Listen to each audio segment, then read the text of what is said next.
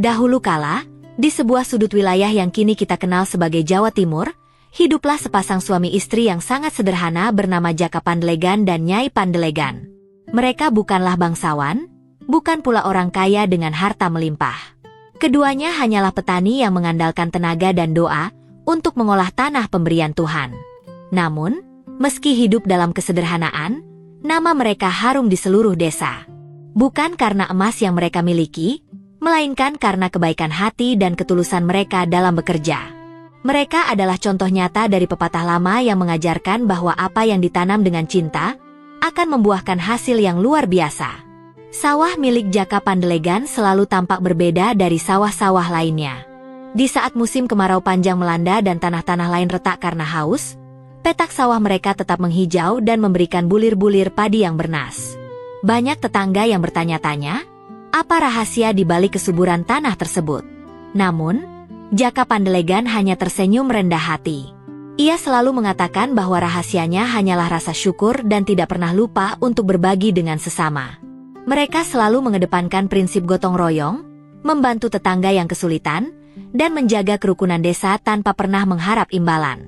Bagi mereka, kebahagiaan sejati adalah saat melihat orang lain juga bisa makan dan merasa tenang. Kabar tentang keberhasilan panen dan kearifan pasangan petani ini akhirnya sampai ke telinga Sang Prabu yang bertahta di kerajaan besar masa itu. Sang Raja merasa sangat bangga memiliki rakyat yang begitu teladan. Beliau berpikir bahwa jika Jaka Pandelegan dan istrinya bersedia tinggal di istana, mereka bisa mengajarkan cara bertani yang baik kepada seluruh rakyat kerajaan sehingga tidak akan ada lagi kelaparan di tanah tersebut. Maka, Sang Raja mengirimkan utusan resmi bersama rombongan prajurit untuk menjemput pasangan suami istri itu dengan penuh hormat. Ketika utusan Raja tiba di gubuk mungil mereka, Jaka Pandelegan dan istrinya menyambut dengan sangat santun.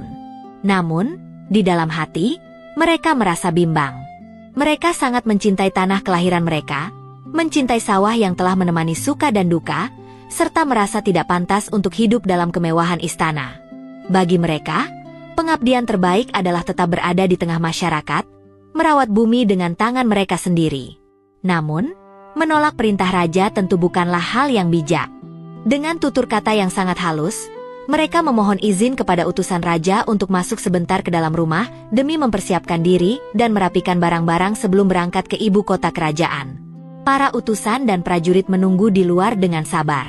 Suasana saat itu sangat tenang, hanya terdengar suara gesekan daun padi yang ditiup angin sore. Namun, waktu berlalu begitu lama dan pasangan itu tak kunjung keluar. Karena merasa ada yang tidak biasa, utusan raja akhirnya memberanikan diri untuk masuk dan memanggil mereka.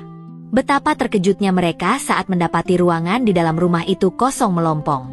Tidak ada tanda-tanda pelarian, tidak ada barang yang dibawa, dan pintu-pintu tetap terkunci dari dalam. Yang tercium hanyalah aroma wangi bunga melati yang sangat lembut dan menenangkan yang memenuhi seluruh ruangan. Jaka Pandelegan dan istrinya telah melakukan apa yang dalam tradisi luhur disebut sebagai moksa.